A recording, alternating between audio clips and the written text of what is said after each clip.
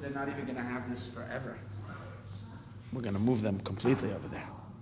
You know what you should do? You have to move the women's, make the women's section really big and make the men's section. That's right. No, the men should really be here every week. It's really That's true. strange. It's for the days of Mashiach, which is a women's world. Okay, good evening, everyone. We're about to start the new learning of the Torah and Parsha in my life. I think we're on our 12th year, or 11th. I think we're on our 12th year. So this is really exciting. This week is Parshas Noach. And next week I'm not going to be in town to give the Parsha in my life class. So I want to do a kind of blend for Noach and Lech Lecha. So to give us fuel for 2 weeks. I'm going to speak about a theme that relates to Parsha number 2 and Parsha number 3. Parsha Noach. Bereshis was last week, but we kind of had Yom Tov until Wednesday, so until Tuesday night, so we couldn't have that class. So let's talk about the numbers 1, 2, and 3, primarily 2 and 3, and its significance.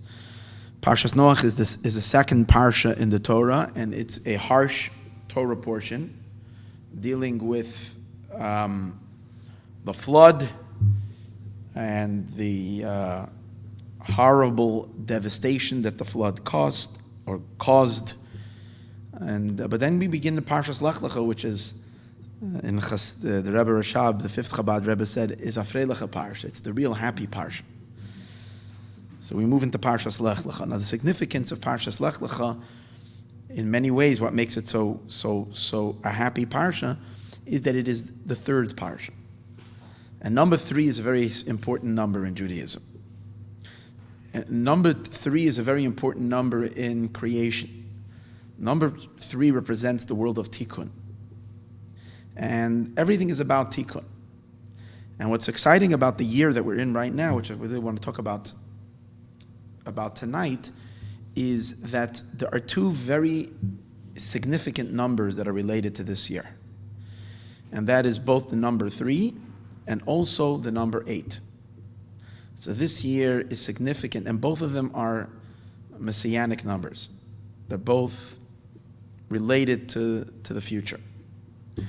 In the shir before Rosh Hashanah, the Parsha in my life shir before Rosh Hashanah, I spoke about the significance of 5780 that we just entered in, Tavshin Pei, 5780. And the power of number 8, that the number 8 takes us into a whole new realm, into the realm of the infinite, to the realm, the supernatural, beyond nature, what is infinite, what is boundless. We enter into a complete different existence. I was just looking on the news last week, or just 3 days ago, this came out. Google announced that they began what they call the process of quantum computing.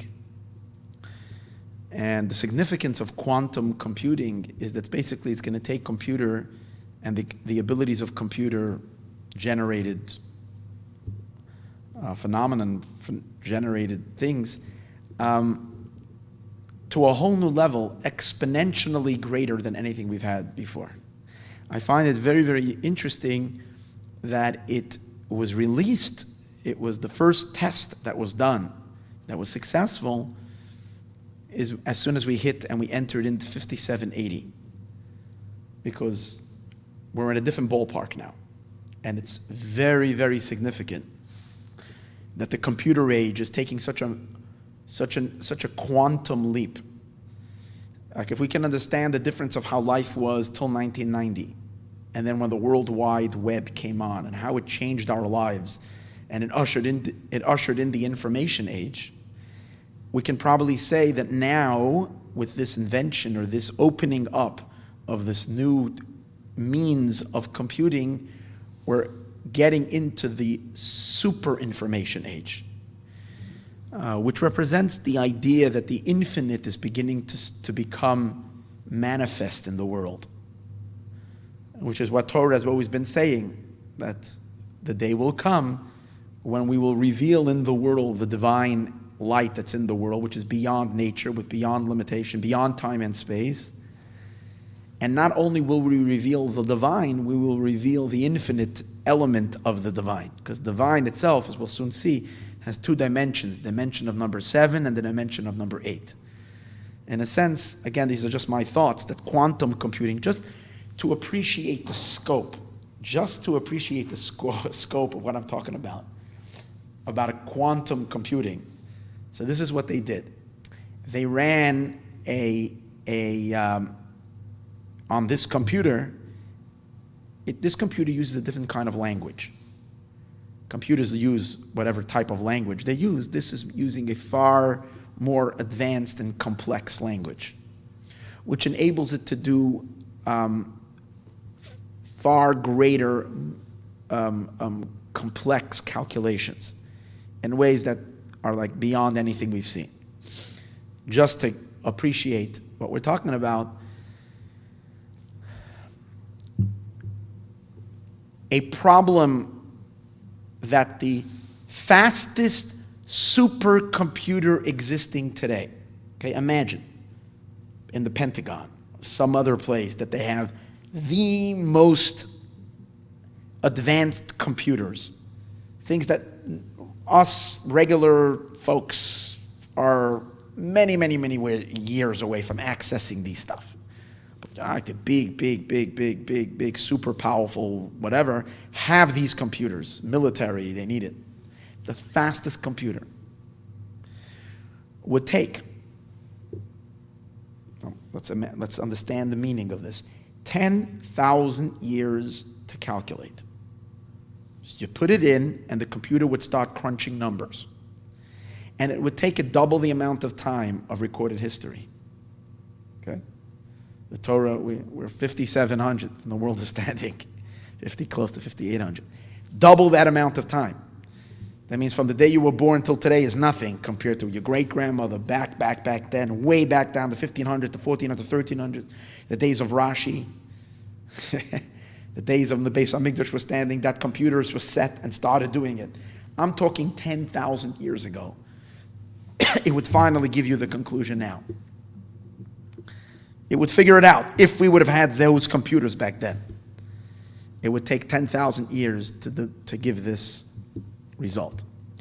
Well, their computer, this new computer language, does that mathematical calculation in 200 seconds. Understand what we're talking about? That's less than 2 minutes. That's the leap that we're talking. And in 10 years from now, such computer technology will be already probably available in everyday use for people and for whatever it is. Where that's going to take humanity, where that's going to open up the abilities for us to learn, to know, to have, whatever, it's like the mind can't understand, like how far that's going to go. Now, you can look at that just as an advance of technology, or one can tap into the spiritual meaning of that. Something new is opening up as we're hitting 5780. We're hitting the eights. We're hitting a whole new dimension. Number 8 is like 2 circles. It's an infinite. It goes round and round and round. We're hitting the dimensions of the Ein Sof. And it's actually manifesting within time and space. You see, what's cool about the number 8 is that the Torah, whenever the Torah, or many times the Torah speaks about the number 8, it doesn't refer to it as an 8, it refers to it as a 7 and a 1. It's a 7 and a 1. And it's referred to in the number Ches. Ches is 8, I'm sorry. It's referred to in the word Uz. And Uz is a word related to the future. Uz is a word related to redemption. Because Uz means then. When then? When everything will be completed. When everything will be finished. Then it's going to be then. And we Jews knew the secret of then from the beginning of time. So when God began to perform the miracles for the Jewish people in Egypt, and we began breaking this constricted world and started downloading godliness, revealing God and downloading higher aspects of the divine into the creation through the mitzvahs. And that transcendental energy started to manifest in the world by doing miracles. We sang to God, and what did we sing? Our song was Uz Yashir Moshe. Then Moshe sang.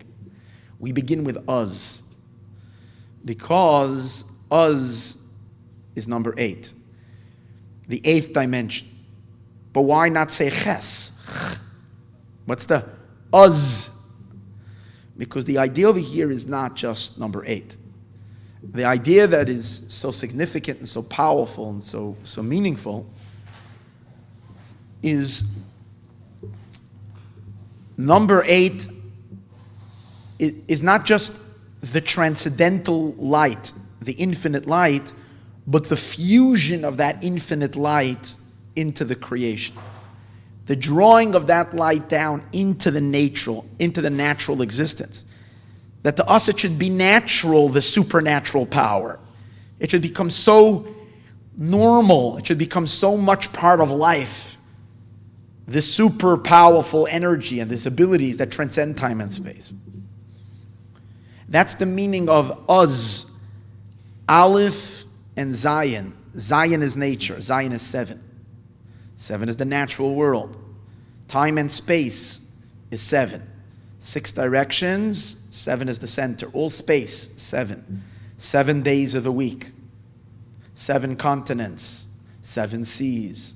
7 colors of the rainbow, 7 musical instruments, 7 nations in the land, not musical instruments, 7 musical notes, 7 nations living in the land of Israel, which are the root of 70 nations. So everything is 7. And that's natural. 8 is the infinite, the supernatural. The word Oz means that the supernatural, the Aleph, that which is totally beyond nature, is being drawn down and fusing with nature. It's being invested and so to speak, downloaded into the world. And that's why, when did this 8th dimension start? When we went out of Egypt. And when we went out of Egypt, it was the year 2448. I mentioned that in the class before Rosh Hashanah. So it had a number 8 to it. And then when the Torah was given, it was on the number 8, because we did a 7-week count as a preparation for the Torah. For when we left Egypt, we did a 7-week count. And then on the 8th week, on the 50th day, which is the 8th week after 49 days, which is 7 times 7, we hit this infinite light, and therefore the Torah was given. Same idea, Uz, because the Torah is not meant to be lofty above. When we study Torah, we're not elevated beyond creation and just become separated from the world. The whole beauty of the Torah is to invite this godly light into the world, till we permeate every nook and cranny of time and space, every alleyway, every little aspect, every narrow aspect of existence with this infinite power, with this infinite dimension of number 8. That's what the Torah is. So the Torah is also related to this Uz light, Aleph over 7, Aleph over Zion, Aleph imbuing and informing the Zion, informing the 7. Finally, when the Mishkan was built, when did God reveal himself in the Mishkan? In the tabernacle, also number 8. Because it says they did a 7-day preparation. They put up the tabernacle, took it down, put it up, took it down. Vayibiyam Hashmini was on the 8th day. Hashem came down to the eyes of everybody. So the process of redemption, the process of fusion of God with the world, is all related to number 8. But as much as we achieved and connected to number 8 in early history, it was only a preview of the ultimate revelation of number 8, which is going to be in the end of time. Because how do we access number 8? How do we get the transcendental light? and not only reach the transcendental, but draw that transcendental light to become part of creation, to become part of time and space. That the miraculous and the natural will blend together till they'll become one. And almost to the point where it will be natural to experience miracles. Where the world will not be rigid anymore with its rigidity and its limitness. So, when will that be fully manifest? When Mashiach will come. But the ability to get to that and to reach that point was from the Torah that was given to us. So we saw number 8 flashing by the giving of the Torah. We started the whole procedure with Uz, with revelations of the number 8, and then kind of it goes into concealment. We don't see the number 8 so much throughout history. It will emerge again. It will come out again in full power, in full light, in its full energy by the coming of Mashiach. Then it will be 8. So let's take a look, and we will see that there are so many psukim that are talking about the future and the Messianic revelations. There are so many psukim talking about the future that begin with the word Oz. So let me just quote a few of them. Oz tismach psula b'mochol. Then the girl will dance in a circle. It's talking about the future big dance. Who's the girl? The girl is the Shekhinah. Who's the Shekhinah? The source of energy within creation that is finally going to achieve fusion with her husband, which is the infinite transcendental light. Who is the Shekhinah? The Jewish people. All of us. We're all embedded godliness within the world. Oz tismach, then will we rejoice. Besula, the girl, b'machol, with a circle. When will we dance in a circle? Well, take a look at the number 8. The number 8 is a never-ending circle. As we're moving, it's infinite, and it's going in that circle. But when is that going to happen? When Mashiach comes. Now, a circle represents the infinite. The circle never ends. So, Oz, in the days of Mashiach, we will have joy, infinite joy, as we will dance in that circle. And that's why, which day do we dance? On Sukkot. On the 8th day of Sukkot is when we start dancing, really. We dance with the Torah in a circle, round and around. We go from the 8th to the 9th day, Simcha Shmini Atzeres, and the 8th day. It's the holiday of the infinite. But it's the future. How about another verse? Oz yamolei schok pinu. Then our mouths will be filled with laughter. Again, you have the word, when will we fill with laughter? Oz, then. Because our mouth will fill with laughter when the revelation of the Aleph will be revealed in the 7. Then we will laugh. Then we have another verse. Oz ahapech esa amim safa brura. Then God says, I'm going to convert all the nations. There won't be any more klipa in the world. There won't be any more anything that obscures, everything that blocks, everything that is now anti-holy. Everything is going to be flipped over and is going to become an ally to holiness. All the nations of the world will gather together to serve one God.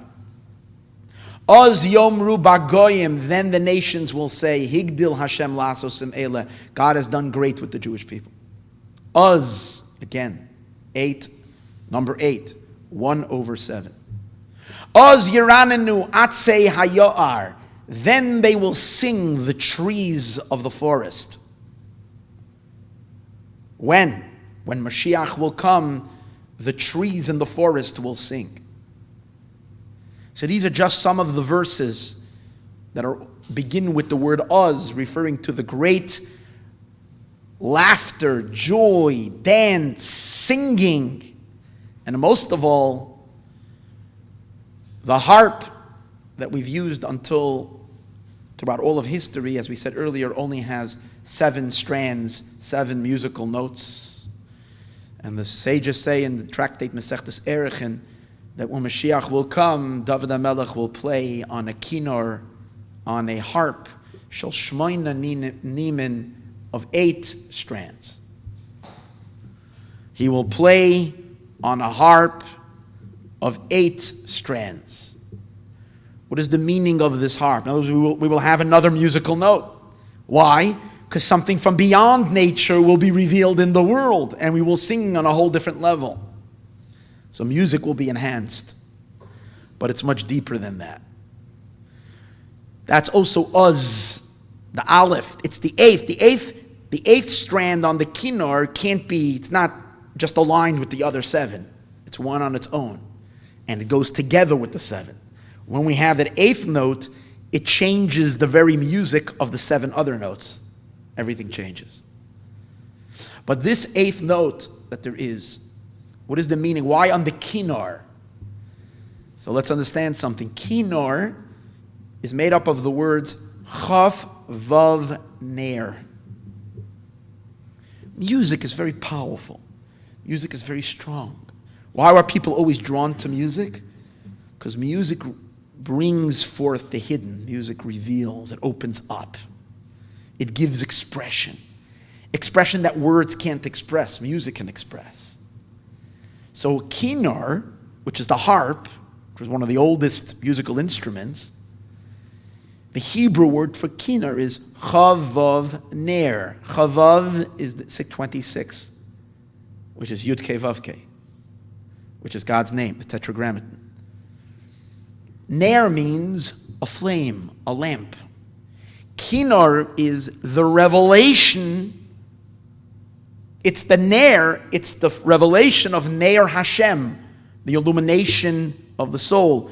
Why is it that when you want to wake up a Jew's neshama, you can do many things, but the surest way to a person's neshama is through a powerful song, through a powerful niggin. Because the niggin, every Yid, every Jew has got a chelek alakai mimal, chelek havaya, ke chelek havaya amoy. Every single Jew is a little piece of Hashem, of Yud Kei Vav Kei. But it gets suppressed, it gets hidden, it gets covered up. And when you sing a song, it comes into shul, whether it's Kol Nidre, whether it's Yom Kippur, whether it's a happy Simchas Torah, the niggin, ner, it illuminates, the flame comes out, the soul bursts open. Chavav ner. Chavav, 26, Yud Kei Vav Kei. Ner, it illuminates. So why was it when you came to the Beis HaMikdash, they played with the kinnor? Why was it when you came to the temple, they played with the kinnor? And why was the kinnor out of 7 strands? And why, when Mashiach will come, will this very kinnor be out of 8 strands? The answer is, we just read last week in the parsha, Bereshis bara Elokim. In the beginning, Elokim created. What's Elokim? Elokim is the force of God that constricts, that limits, that sets time and space into motion. Elokim is the power of gevura, of limitation. Creation was created from the external, limited energy of the divine that confines itself within time and space. That's Elokim. With that, we don't have music. There's no music for Elokim. That's nature itself. When you come to the Beis HaMikdash, over there is a revelation of what is beyond the name of Elokim. Yud Kei Vav Kei. Elokim is the source of time. Yud Kei Vav Kei, the Tetragrammaton, is named Havaya, which represents Hoya Hoveh V'yeh, past, present, and future, beyond time and space. Where was that revealed? In the Beis HaMikdash. That's why the Beis HaMikdash was beyond time and space. So when you walked into the Beis Hamikdash, you were experiencing the revelation of Yud Kei Vav Kei. And that's why the Beis Hamikdash had kinnor, Chavav Mer, the kinnor, the musical harps that were playing, that were revealing Yud Kei Vav Kei. But in Yud Kei Vav Kei itself, there's two levels. Yud Kei Vav Kei is beyond time and space, but there's the Yud Kei Vav Kei that relates to creation. And there is the Yud, it's above creation but relates to creation. And then there is Yud Kei Vav Kei that is absolutely, infinitely beyond creation, beyond time and space, and no relationship at all with time and space. These two, and that's what we find when we daven, we say two times Yud Kei Vav Kei. Hashem, Hashem, Keil Rachum V'chanan. Yud Kei Vav Kei, two times. And in between them there's a line. In the Zohar, it's referred to Havaya de Latata, the lower Havaya, and Havaya de Liela, the supernal Havaya, the higher Havaya. So you got Elokim, then you have Yud Kei Vav Kei, and then you have Yud Kei Vav Kei. Now, one of the differences between the lower Yud Kei Vav Kei, since the lower Yud Kei Vav Kei relates to time and space, and as I said earlier, the time and space is what? Number 7. Everything in time and space is number 7. So the lower Havaya relates to 7 times Yud Kei Vav Kei. That's the kinnor made up of, that's the harp made up of 7 strands, 7 musical notes. It brings music, it makes you happy because you're feeling free. You're breaking out of the constrictions of the daily grind, of daily living, of all the pressures that you have. You're coming to a place where you sense a power that beyond time and space. I need to get out of my constrictions. I want to be connected to you, God, and I feel I can connect to your powerful light in the Beis Hamikdash. 7 times Yud Kei Vav Kei. But when Mashiach will come, a much higher Yud Kei Vav Kei will be revealed, the 8th dimension. Now, where do we see such a thing? That there is 7 times Yud Kei Vav Kei and 8 times Yud Kei Vav Kei. Where do we see this? Aside for in the kinnor. Well, we have the name Yaakov and Yitzhak. Let's take a look at the 3 forefathers we have, Avram, Yitzhak, and Yaakov. What's the difference? Let's focus on this, on the latter two, Yitzhak and Yaakov. Yaakov, Yud Ayin Kuf Beis, is 182, the gematria of his name.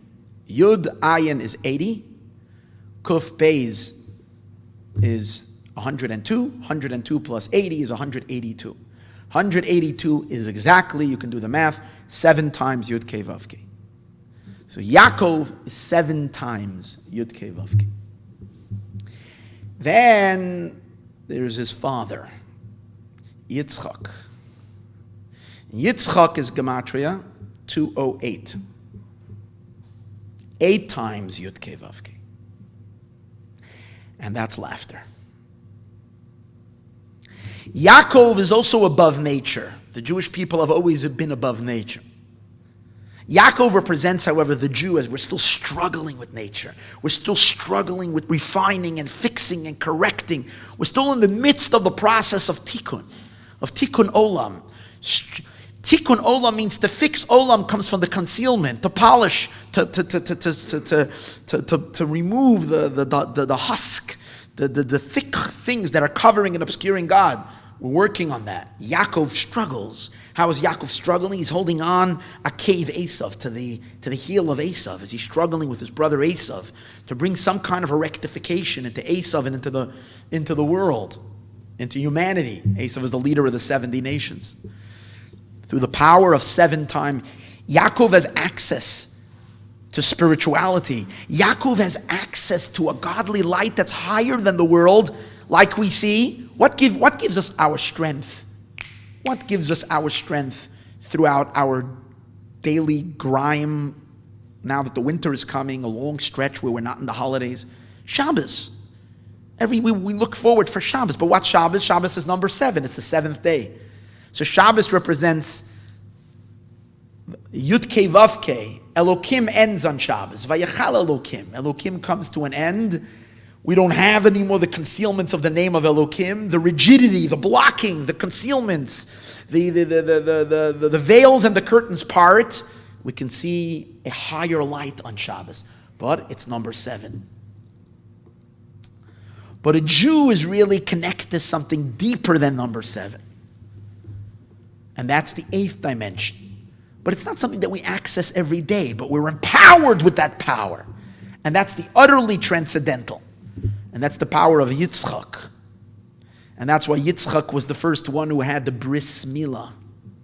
And when did he have his bris milah? On the 8th day. The first person to have his bris milah on the 8th day was Yitzchak, because Yitzchak is number 8, because his name is 8 times Yud Kei Vav Kei. Transcendental light, infinite light, completely beyond nature. The light of the future, the laughter of the future. Ein Sof. A Jew has his bris milah, a baby boy, on his 8th day. That gives him in the background. We don't have a bris every day. Every day we're struggling. We're in the outer world of Elokim. We need to recharge once a week. We run for Shabbos. We grab onto Shabbos. The light of number 7. That too is powerful. But what happens when there's a baby boy that needs his bris milah on Shabbos? Because the 8th day for when he was born is Shabbos. If a baby's born on Shabbos, so his 8th day is going to be the next Shabbos. And you're not allowed to do cutting on Shabbos. Cutting of flesh is forbidden on Shabbos. Letting blood is forbidden on Shabbos. But yet we will make the cut, we will make the bris on Shabbos. Why? Because once the 8th is revealed, the holiness of Shabbos becomes like weekday. The holiness of Shabbos pales. It's almost considered weekday.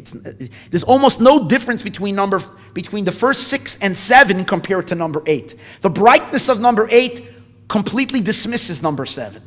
It is so powerful, it is so great.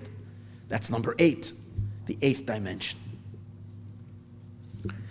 So, the Jewish people during the long exile, we relate to our father Jacob. If you take a look at Yaakov Avinu, we see that he was the one who struggled with the world. Struggling, his brother Esau, his uncle Lavan, he's working, he's being cheated, he's robbed, he's threatened, he's threatened with a mighty force. He was gonna kill him, his brother. He's injured by. Yaakov goes through all the trials and tribulations because Yaakov represents the neshama invested in this world needing to do tikkun. Because Yaakov doesn't have the energy of 8 revealed in him. He only has the number. Because if he would have too much light in him, if Yaakov would have Yitzchak's energy, he would blow all the klippas away in 1 second, and the world would not be fixed. The world would be destroyed. So Yaakov can't have that light turned on. That light has to. He has it because Yaakov also had his bris on the 8th day, but it's kind of. It's concealed. And he's working only with the power of number 7. He's working with the harp, with the nair, with the kinor, chavav nair, with the 6, with the nair, with the lamp of 7th dimension. 7 times Yud Kei Vav Kei. The lower Yud Kei Vav Kei, not the higher Yud Kei Vav Kei. But when Yaakov is done the tikkun, and what does it mean to be done the tikkun? What does it mean to be done the tikkun? To be done the tikkun means that Yaakov finishes correcting all the dimensions of 7. When he finishes the rectification of the 7, and he's done, then what does Yaakov say? What is Yaakov's prayer? When Yaakov was going out to Haran, when Yaakov was going out to Mesopotamia, what was Yaakov praying? Yaakov said, if only God, you'll take care of me. You'll protect me. You'll give me bread. You'll watch over me. And then I will come back. V'shafti b'shalom el beis avi. I will return in peace to my father's house. What does it mean Yaakov wants to come back to his father's house? Yaakov wants to come back to number 8. Yaakov wants the revelation of Mashiach. That's his father's house. That's Yitzchak's house. That's why, what did we say earlier? What's going to happen when Mashiach comes? When we finish the tikkun of the 7, what's going to happen when Mashiach comes? When we're finished and completed the tikkun of the 7, the 8th dimension will be revealed. And what does the pasuk say? Oz yemalei, then our mouths will be filled tzchok with laughter. What's Yitzchak's name? Tzchoik, laughter. That's the laughter. And that's what's going to be playing Kinor of the 8th dimension. The transcendental, infinite light of God is going to cause such laughter. Oz Yamali Tzchoik Pino, that's Yitzchak. We're only going to laugh after we finish the whole avodah. How is Yaakov going to complete this rectification? How is Yaakov going to complete this rectification? And fixing the 7, and where does he get the number 8? So you can say the number 8 is automatically reveals itself. Why does it reveal itself when you finish correcting the 7? It's because embedded in the dark side of nature, embedded in the darkest things in this world are the sparks of that number 8, of the 8th dimension, of the infinite dimension of God. It's not there in the world of holiness. It's buried deep in the klipa. And only when you dig through all that rubble and all that stuff and push away the darkness and extract the hidden diamond that's there, does Yaakov get to number 8. Where is the 8th Yud Kei Vav Kei? Yitzchak has it. How is Yaakov going to get it? Here's the secret. Yaakov has a brother by the name of Esav.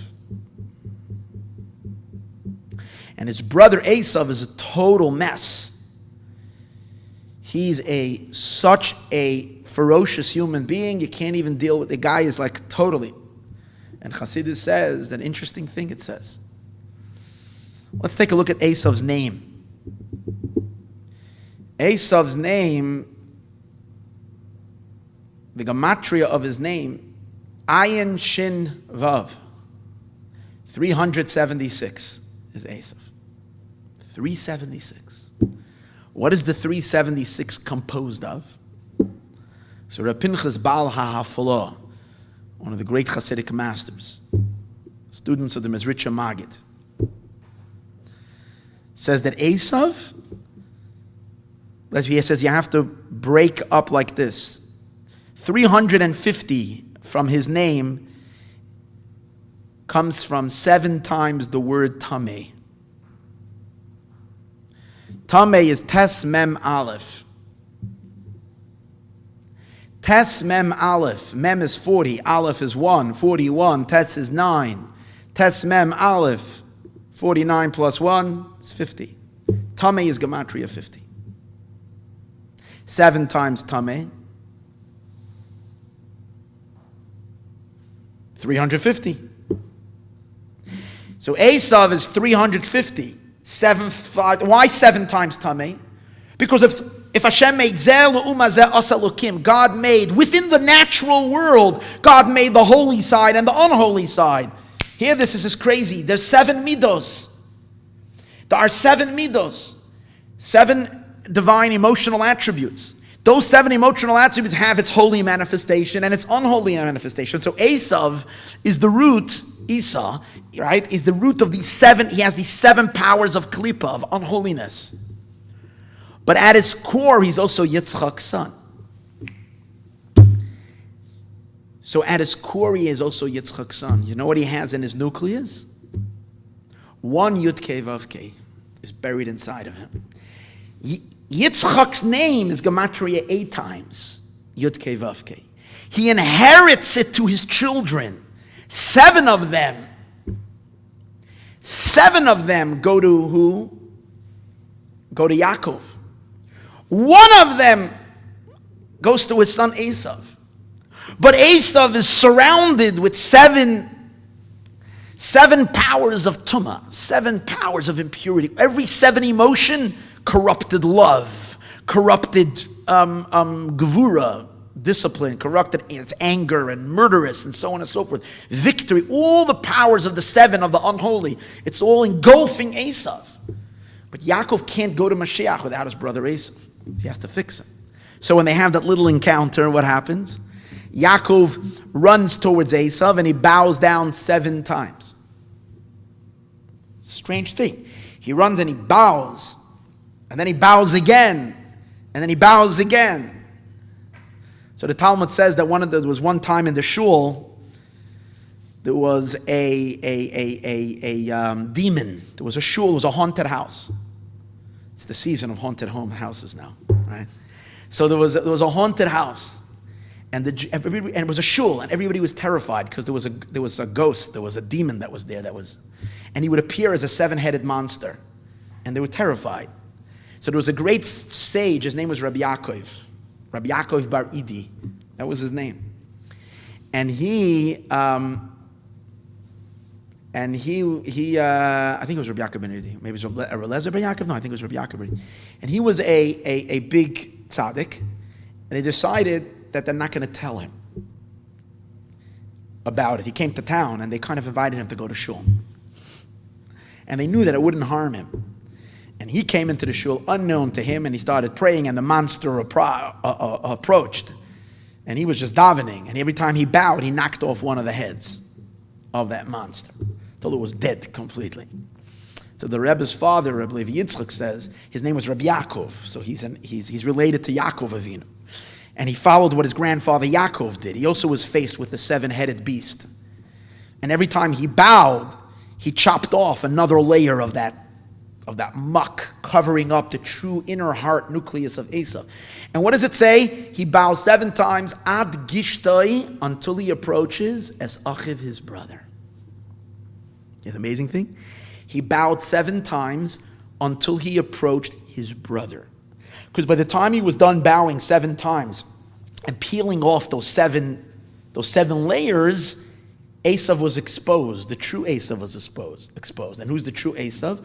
Where Esav is a brother, because he is the 8th Yud Kei Vav Kei that's needed, the 8th time of the tetragrammaton of Yud Kei Vav Kei that is needed in order for Yaakov to have all 8. And now we have the 8 lights of the menorah of Hanukkah, or the 8 days of born. We have the light of Mashiach. We have Oz Yomole Schoik Pinu. We have the laughter that's going to be Oz, that's going to be in the future. So Yaakov has no other way, only taking his brother Esav. And that's why, what did the sages say? Well, again, another pasuk I mentioned earlier. Oz ahapech el ha'amim. That's the conversion of the nations. When 8, I'm going to convert the nations. On the number 8 is when the nations are going to be converted. How are the nations going to be converted? Through Esav being flipped over. Once Esav is flipped over, he's going to flip all the nations. Only Esav can flip the nations, because he's the root of all the nations. And when he will be flipped, they will all be flipped. Joining Yaakov 7. Together we will have the bright world of Mashiach of number 8. So now we're beginning to get some kind of an appreciation of what does it mean to be in the year. What does it mean to be in the year? Here these numbers, 5780, where the 8 follows the 7. Do you realize what's going on here? 8 and 7. We're hitting number 8. Makes a lot of sense that quantum computer suddenly is announced right now when we hit number 8. Makes a lot of sense that this Baghdadi guy was just killed the other day and ISIS is done, finished. It also explains about a lot what's going on in Washington right now that no one is like just the last couple of years, which you can't understand otherwise. Like, what is happening? Why is all this balagan? What's this madness that's going on? Why is the world not being able to settle with the person that's kind of leading the country? What's going on? Who is he? What's this whole business? Why is he suddenly such good friends with Israel? Why is his daughter a religious Jewish woman who goes to synagogue on Sukkot with her husband? Like, wow, the most powerful person in the world. How come the whole world is going crazy with him? How come they can't deal with him? Well, if he's Yaakov's brother Esav, who's a maniac, who's a total meshuggah and lunatic, but at the same time has the power of redemption in him, who's going to help Yaakov build the Beis HaMikdash and the future redemption, well, it makes all perfectly sense. The impeachment process and the whole situation and why or else you can go crazy. You don't know what to do with yourself anymore. It doesn't seem like what's happening? Well, we're hitting number 8. This is it. We're at that point already. The nations will be converted. Everything will convert. And Esav was never, as I spoke so many times, a refined. Even when he'll be converted, he's not converted as a refined gentleman. He's converted as he is Esav, but he becomes an ally to holiness and to Kedusha. And this is it. And we're seeing this with our own eyes as we are entering. And whatever we saw in the years of the 7s, which were till now, was only a tiny little prelude to what we're going to see. And Baruch Hashem, Shabbos Bereshis, Matzah Shabbos Bereshis, we get the news, the final nail in the coffin on ISIS, which was a menace to the world, they're out, finished. In other words, we're starting off now on the right foot. We're so ready for Mashiach.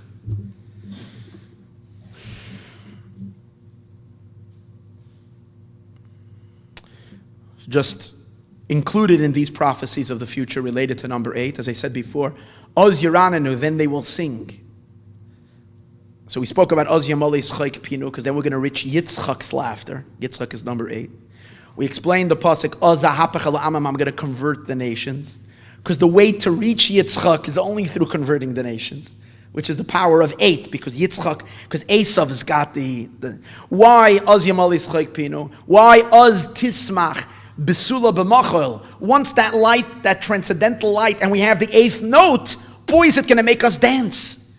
And how are we going to dance? B'machol, with a circle. Because this is the infinite energy. And when you're in an infinite, when you're experiencing the infinite, your dance is an infinite dance.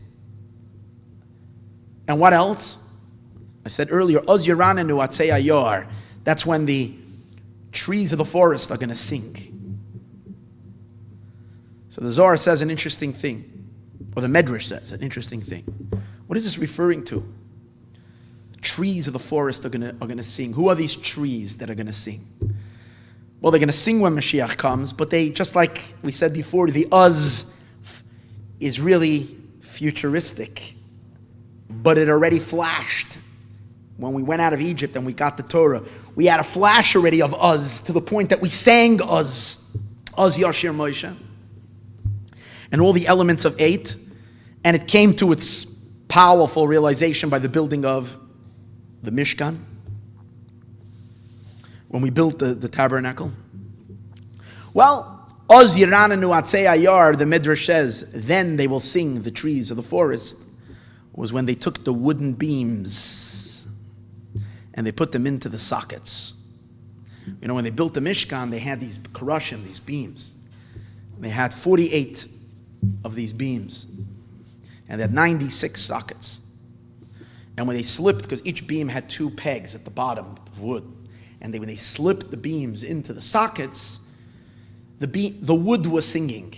All the trees and all the forests of the world sang a song on that day. Everybody was singing. The world was so happy. Why? There's another explanation in the significance of number 8. The marriage of the cosmos, the ultimate union between HaKadosh Baruch Hu and the Shekhinah, the powerful fusion of God with the world, is number 8. Why? There are 4 letters in Yud Kei Vav Kei. Yud Kei Vav Kei. There are 4 letters in other name of a God called Aleph Dalid Nun Yud. Adna, Aleph, Daled, Nun, Yud, 4 letters. Number 8 represents the fusion of Yud Kei Vav Kei and Aleph, Daled, Nun, Yud. You have 8 letters of God's name. What's the significance of this fusion? Aleph, Daled, Nun, Yud represents the Shekhinah. The word Aleph, Daled, Nun, Yud means Ado, Nai, which means my Lord. God as He is a master over the creation. God as He is a source of the creation. That's the Shekhinah energy. The name Aleph, Daled, Nun, Yud is associated with the name Elohim. They're both representing the divine energy that's within the creation. Havaya, Yud Kei Vav Kei, the tetragrammaton, the Yud, the Hey, is transcendental light. That represents HaKadosh Baruch Hu, the masculine, the infinite.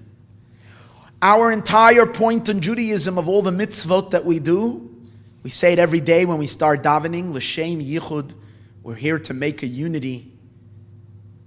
L'shem Yichud Kutshe B'richu U'shechintei.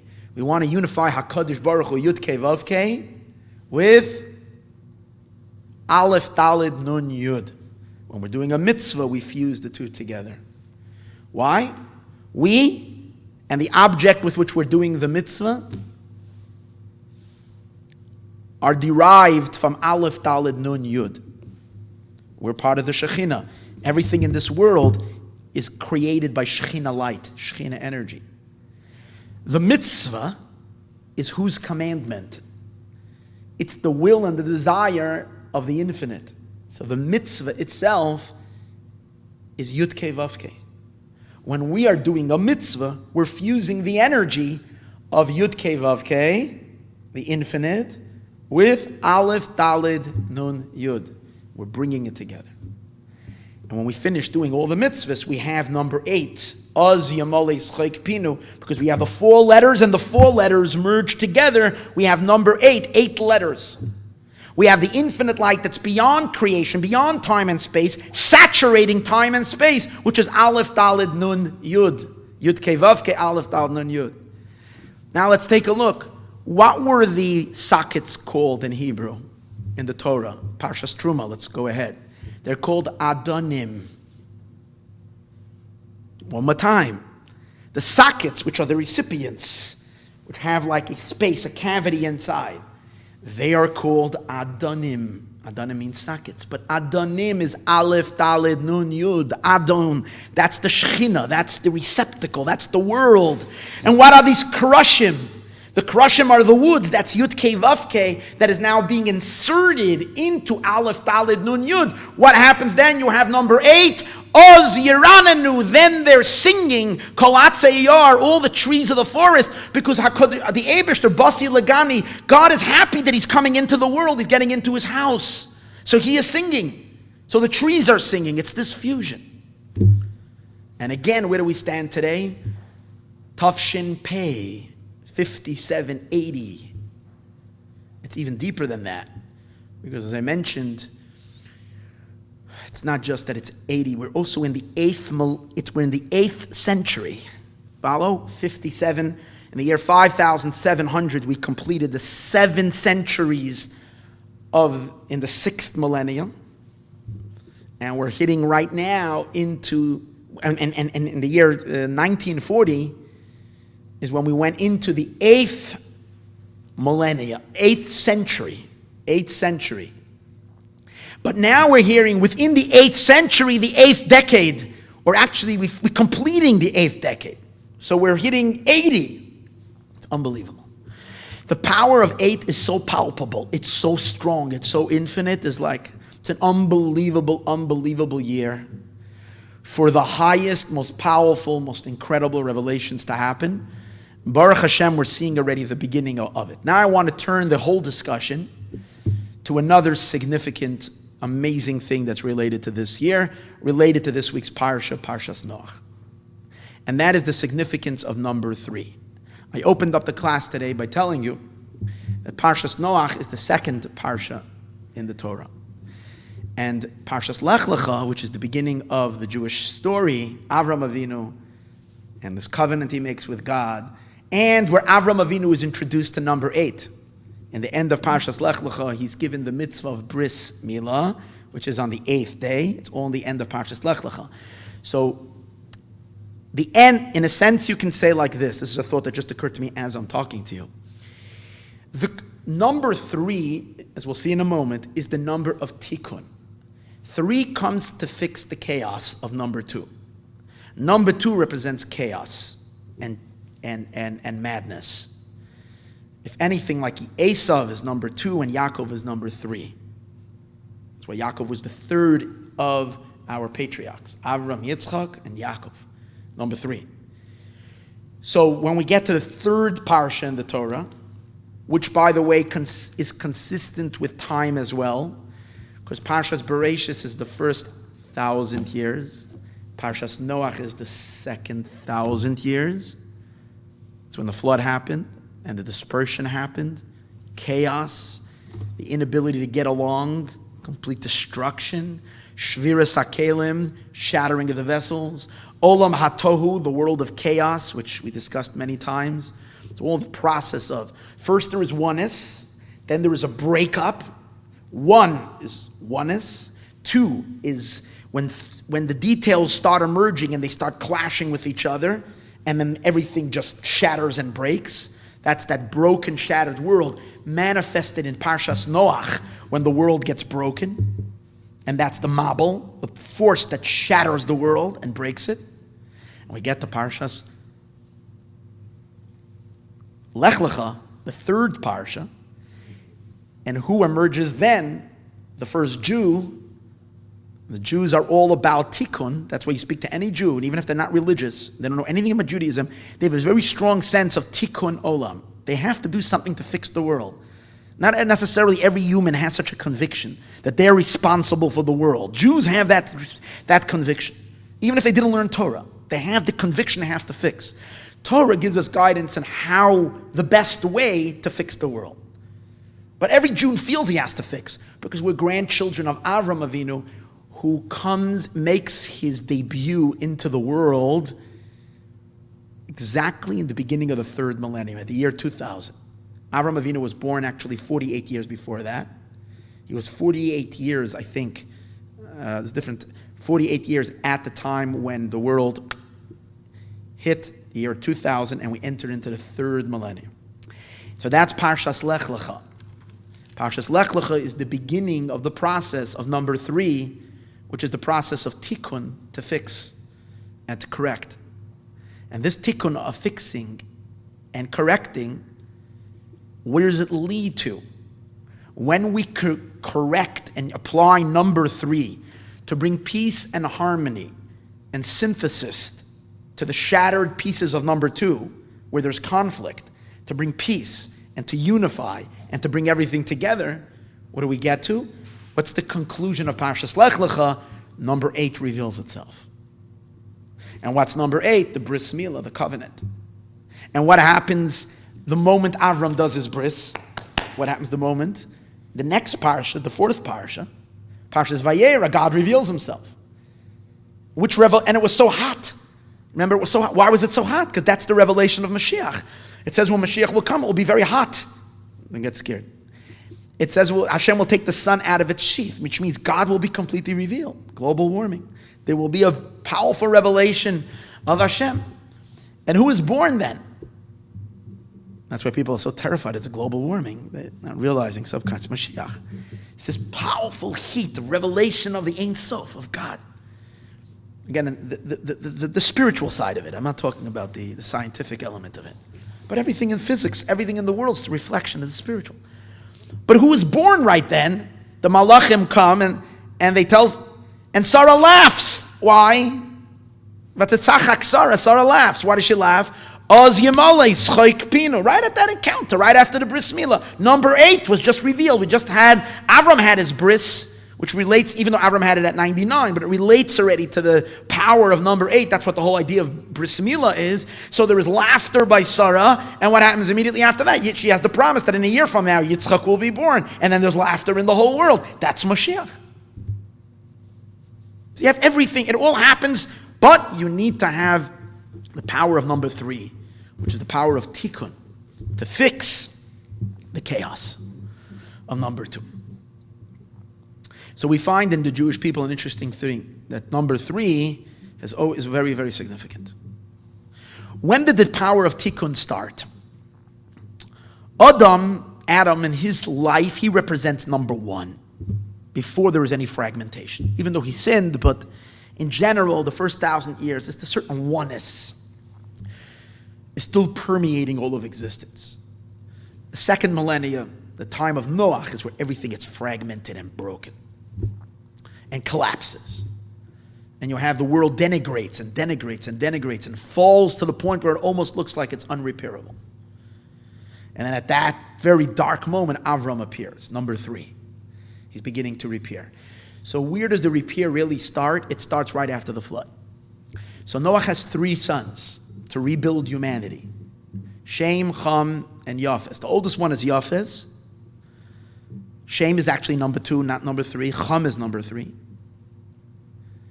But from Shem and onward, Shem has three sons. Let me share with you. In the end, this is a story that's mentioned in the end of this week's parsha. Shem has 3 sons. And his 3 sons are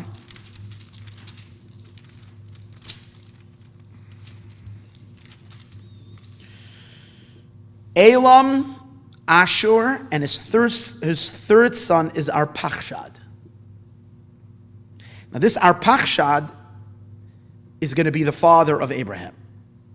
He's the father of, our Pachshad has Shalach, Shalach has Aver, and Aver gives birth to, and we go further, we continue the whole story.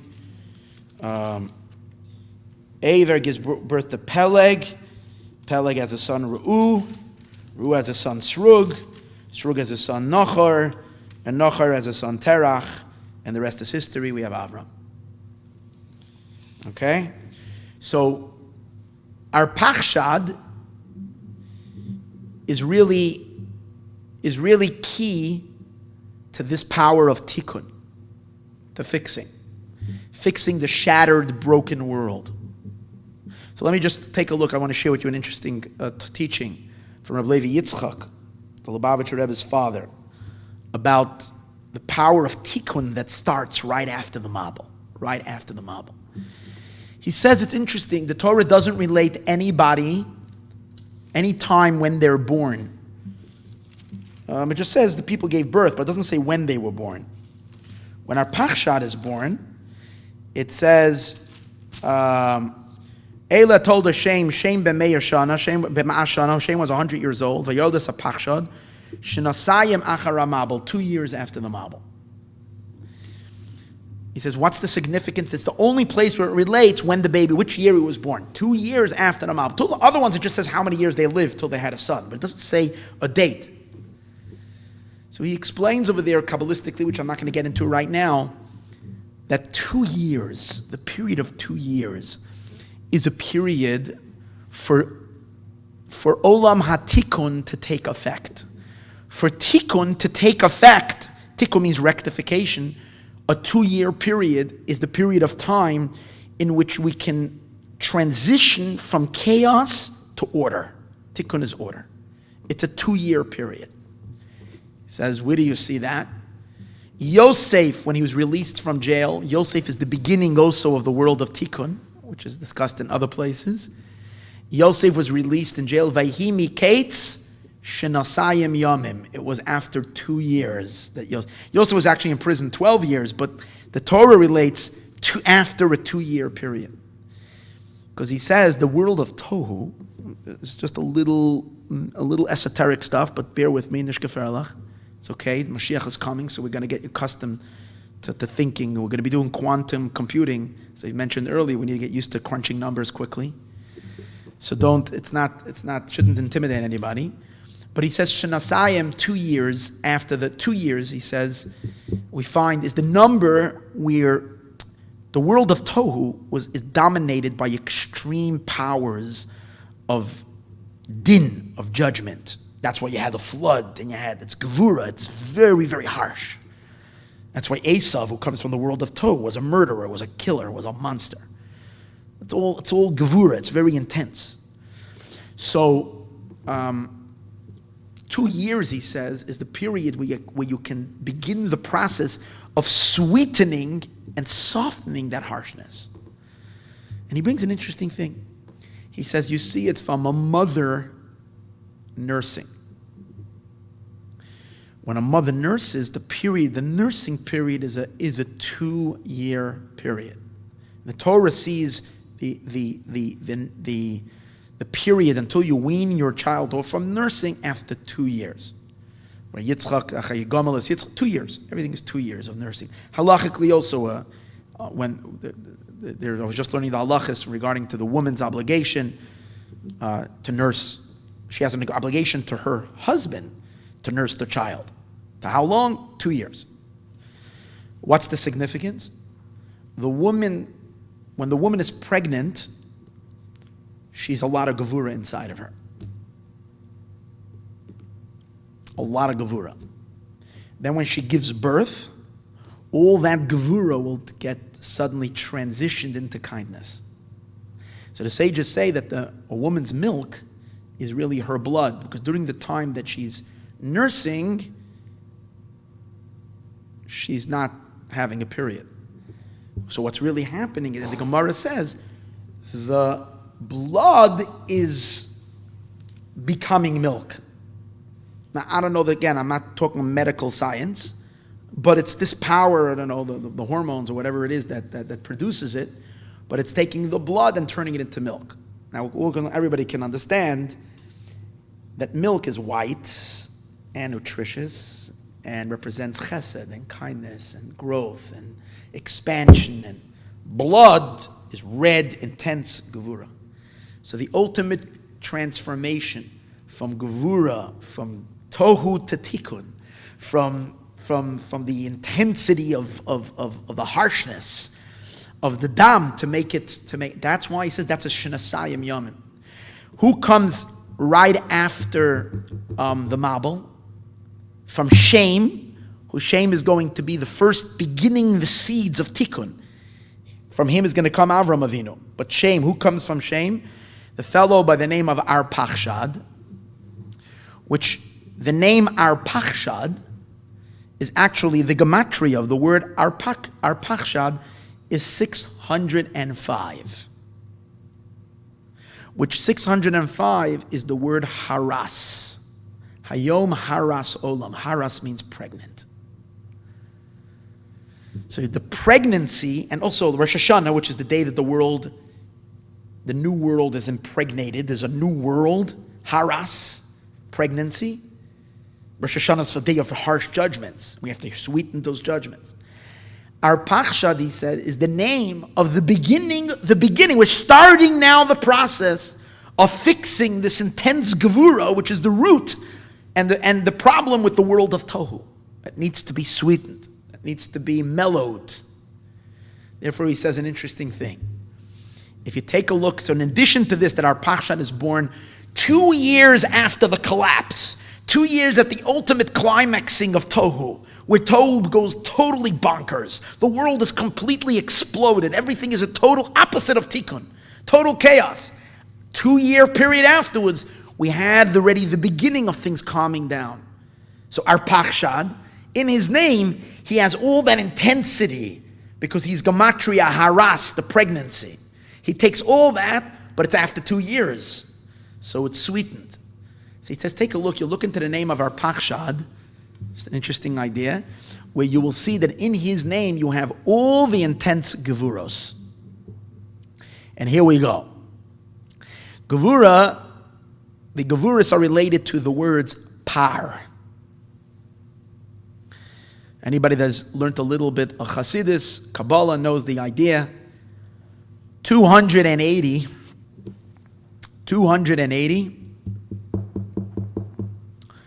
is gematria par, peiresh. That's the sum total of the concentration of all powers of gevura. Why?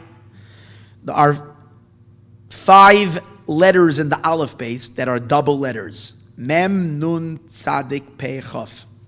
5 letters called menatzbach. Mem, nun, tzadik, pei, chaf. These 5 letters are related to the power of din, of gevura. That's why we put them where? At the end of a word. These are circuit breakers. They break something. They stop their power of restraint. We put them at the end. So if you take mem and nun and tzadik and pei and chaf, and you do the gematria, you get 280. Menatzbach is 280. Mem and nun is 90. Tzadik is another 90, is 180. Chaf is 20, is 200. Pei is 280. So par, that's why when we want to fix death, which comes from the intensity of gevura, of the world of tohu, of the shattering, the world of tohu is called death. That's why it says, Vayimloich vayamas, they died, king after king. The world of tohu is all about, so how do we fix death? We use a para aduma, a red par, because par is the sum total of all the gevuras. So in the name Arpachshad, which is the son, which is the great grandfather of Amram, you have the word pach, which is the 5 gevuras. Now in Kabbalah and Chassidus, it also says there's another number that is associated with the 5 gevuras. Another number. What's the other number that's associated with the 5 gevuras? Shin Chaf, 320. Why?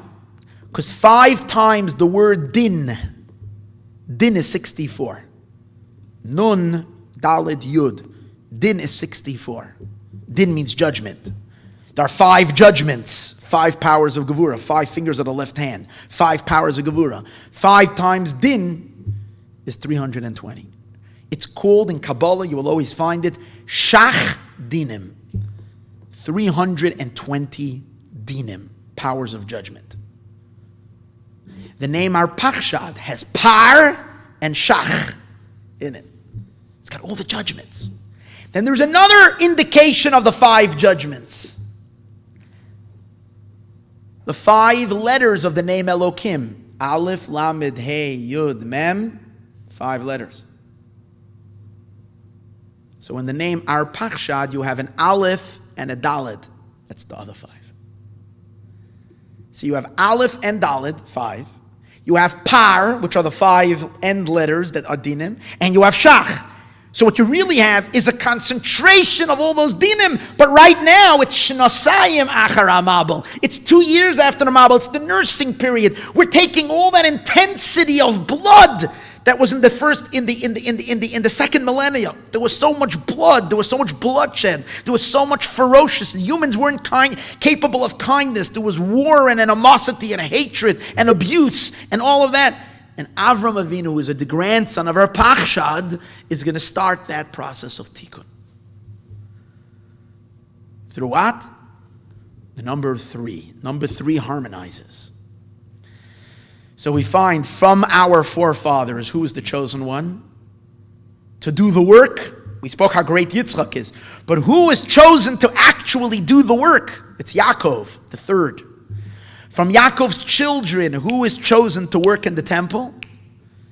To be amongst the Jewish people? The 3rd one. His name is Levi. From those who brought us then we got the Torah. When was the Torah given to us? In the 3rd millennium. When was the Torah given to us? B'chodesh hashlishi, in the 3rd month, from when we went out of Egypt. The 3rd month. Nisan, Iyar, Sivan.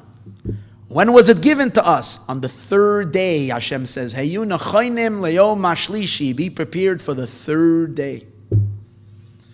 The Torah itself is divided into 3 parts. Torah, Nevi'im, Uksuvim. The Torah, the 5 books of Moshe, Nevi'im, the prophets, Ksuvim, the writings.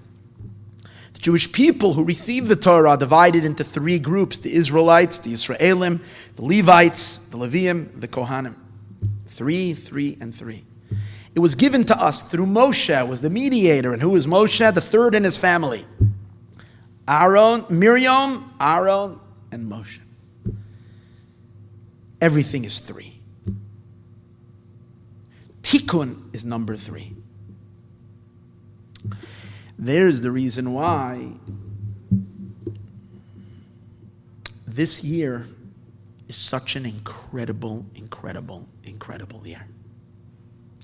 I was going to say much more about this, but I'm just going to leave it by this. It's such an incredible year because we are this year, and I didn't say on my own, but we were just speaking about this by the Kiddush the other day, and there was a beautiful Yid, Yosef from Argentina. I don't know his last name. He told us a beautiful story about his own life. Maybe if he's going to hear the shir, which I know he listens. So maybe he's going to hear the shir. He's going to send me an email or something of his last name. I want to give him credit, but he was here celebrating with us. So after I spoke about the significance of this year being 3, and number 33 represents, by the way, double 3. Number 33 represents the sweetening of all judgments. Number 33. That's why I'm going to share with you very quickly what we find happens on the 33rd day, because 33 represents 3s in the 10s and 3s in the single digits. That's why it's a number that has to do with sweetening of judgments.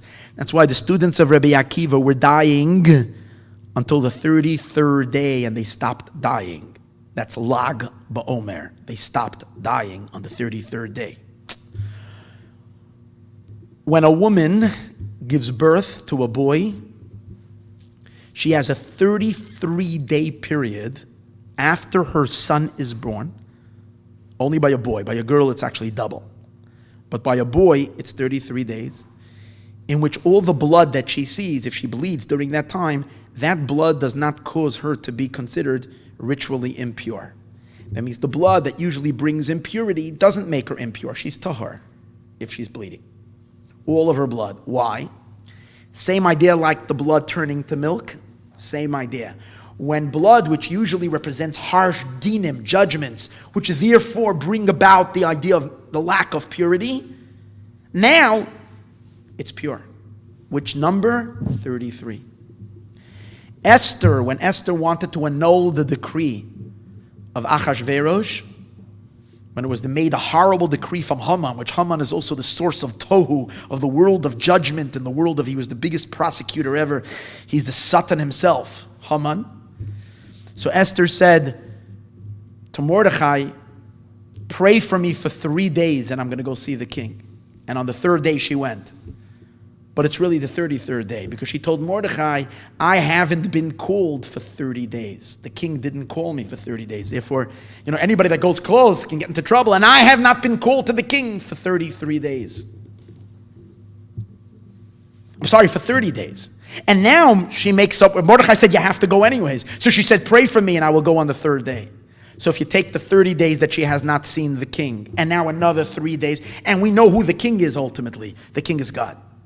She waits for the 33rd day and then she goes, because on that day you can sweeten all the judgments.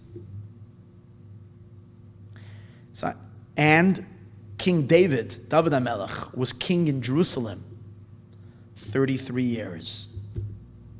That's the amount of time he was king in Yerushalayim. And there's a lot of secrets related to that. But not to get into all of that, but just bear with me. I mentioned, and this is something really, really beautiful, this year, we began the year with 33 days of holiness. Uninterrupted holiness. We never have such a setting. Only when Rosh Hashanah comes out on a Monday can we have such a setting. Because we started with Shabbos before Rosh Hashanah, Shabbos Mevorchim Tishrei. It was a holy day. Then we had Sunday, which was a regular day, and Monday, Tuesday was holy. But we know in halacha that whenever you have a gap, and the gap is less than 3, it's considered closed. Once you have 3, it's considered open. Less than 3 is still considered closed. So if Shabbos is a holy day, and then you had Sunday, which isn't holy, but Monday is holy, so Monday closes it. So now you have 4 holy days. Shabbos, Sunday, Monday, Tuesday, Rosh Hashanah. Hey, then we have 3 days that it wasn't holy. Wednesday, Thursday, Friday. But thank God for Torah. Torah says that you're not allowed to start Shabbos on time. You have to give it a few extra minutes. It's a halacha. You're not allowed to wait for sunset. You have to at least keep Shabbos a minute before sunset. The holy Jewish women give it 18 minutes. But you're supposed to start it, even for men, at least a minute before. You can't wait till Shkia. Tosfos Shabbos, you have to add on to Shabbos. So in being that you're adding on, so you don't let Friday continue, you invite Shabbos in early. So that 3-day gap, which could have broke the holiness, was closed. So we had 4 days, 5, 6, 7, 8, and it was Shabbos. Okay, so far we have 8 days of holiness. Shabbos Shuvah, the Shabbos of Shuvah. Then we had Sunday, Monday, Tuesday, which wasn't holy, but Wednesday was Yom Kippur, but there were 3 days. But again, by Yom Kippur, your obligation to add from the weekday to Shabbos to Yom Kippur is even of greater halachic importance than on a Shabbos. It's actually biblical commandment that Yom Kippur you're supposed to add a little piece of the 9th day to the 8th day. So the Sunday, Monday, Tuesday are not devoid of holiness, because a little piece of Tuesday gets broken away and joins Yom Kippur. So you don't have full 3 days.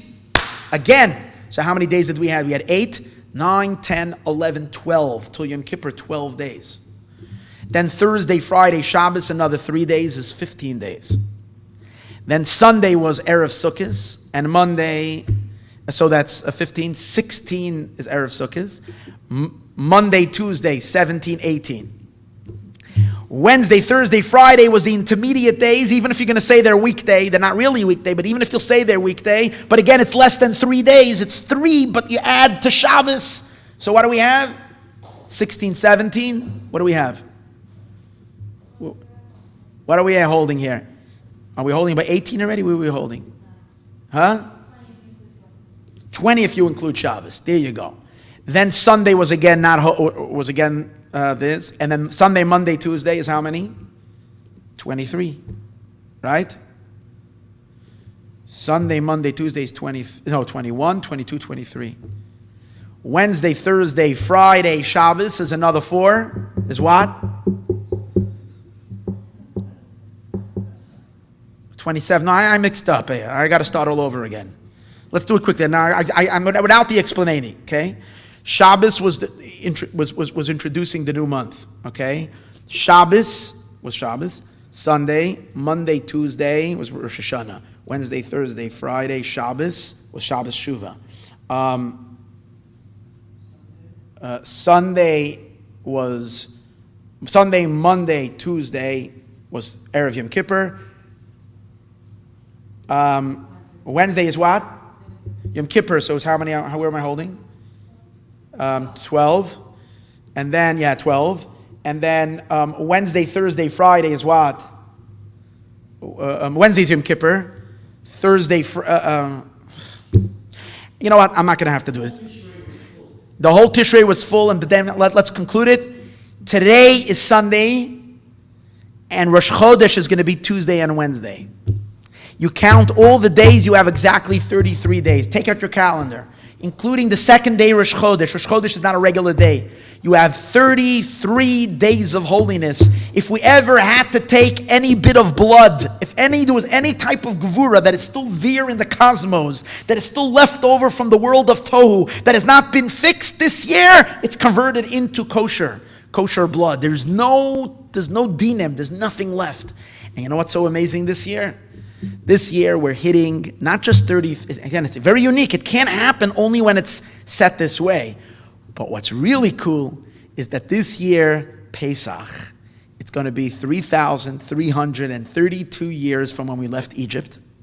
The year 2448, which means Pesach, we're entering into the 3,333 years from when the Torah was given. Since the whole idea of Torah is to introduce Tikkun, number 3, into the world of 2, and you have 3,333 years, which means we're concluding 3,332, and we're entering into the year Tafshin Pei. Wow, this is Geulah. There's on every level, and here's where the 8s come, Tafshin Pei. So it's magnificent. It's unbelievable. We're so there. Now it's just important for all of us to open up our eyes to the power of the Geulah, to the light of the Geulah, and to realize Hine Mashiach Ba. Let's be ready. Let's do another mitzvah. Let's be besimcha. Let's start acting like Mashiach is here already, with love and kindness and selflessness and goodness and caring, and most of all, joy. That's the most important. And laughter. We should all see that great light now, and now. Amen.